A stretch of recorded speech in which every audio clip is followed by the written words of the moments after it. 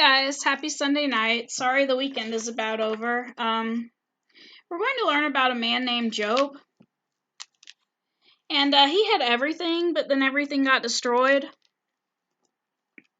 Job was a rich and happy man with a wife, 10 children, and lots of animals. But despite his wealth and good fortune, Job did not boast or brag. He was a good, kind man who loved God with all his heart. God was very pleased with Job. "There is no one who loves me more than Job does," he said. "Of course Job loves you," replied the devil, who was jealous. "Look how much you have given him. If you took it all away, he would curse you." But God believed in Job. "Very well," he told the devil.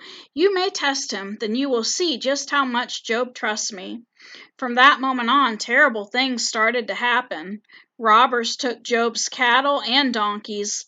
Lightning killed all his sheep and shepherds. Then hands of the thieves stole his camels. Worst of all, a tornado flattened Job's home and killed all of his children. I didn't know they mentioned tornadoes in the Bible. But Job did not blame God. "Lord, you have given me everything I had," he prayed, "and now you have seen fit to take it away." The devil was furious. Job would soon change his mind if he was hurt, he cried. So he gave Job a terrible and painful illness. But still, Job trusted in God. And then Job's friends come to him, and really they're not much friends. You'll see why they're not really good friends. Finally, 3 friends came to visit Job.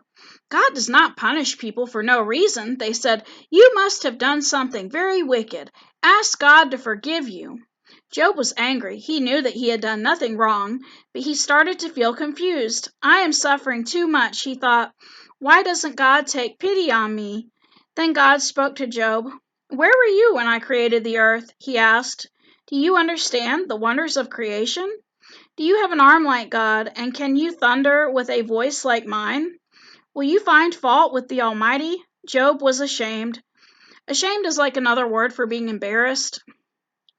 "I am nothing, Lord," he said. "I have spoken about things I do not understand. I am sorry. I should accept that you know best." God told Job to forgive his friends for the way they had spoken, for they did not understand.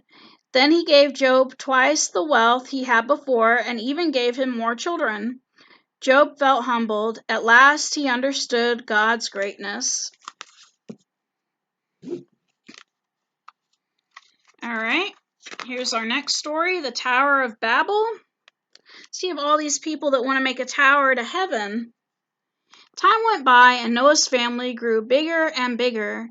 There were grandchildren, great-grandchildren, and great-great-grandchildren.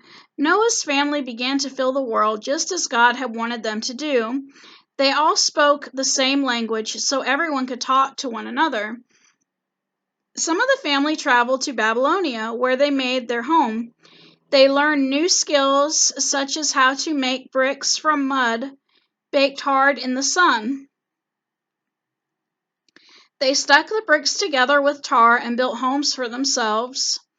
They thought they were very smart. One day someone suggested that the Babylonians should build a tall tower. The Tower of Babel should be the tallest in the whole world. Then everyone would know how smart they were, and they would be famous all over the world. The people were excited and quickly set to work. And here's a picture of the tower they're trying to build. But God was watching as the people built the tower. He watched the walls grow higher and higher. It made God very sad. He knew the people were not thinking about him at all. They were only thinking about their own importance. Soon the people of Babylonia would think they were just as great as God. They would get bigger and bigger ideas and become as wicked as people were before the great flood. God knew the people had to be able to talk to each other in order to finish this tower. If they spoke in different languages and couldn't tell each other what they were doing, the building would have to stop. So God scattered the people in all directions. He made them speak in different languages so they could not understand one another. And the tall tower of Babel, it remained unfinished forever. So you're not going to get over on God. You think you can outsmart God? You're not going to. For Monday's stories, we have God calls Abraham and God promises Abraham a son. All right, let's look for a prayer to end this with. Let's see.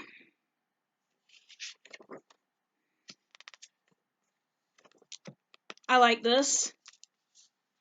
Peace of the running waves to you, deep peace of the flowing air to you, deep peace of the quiet earth to you, deep peace of the shining stars to you, deep peace of the shades of night to you, moon and stars always giving light to you, deep peace of Christ, the Son of Peace to you. All right. Hope you have a good night, kids, and I'll see you Monday.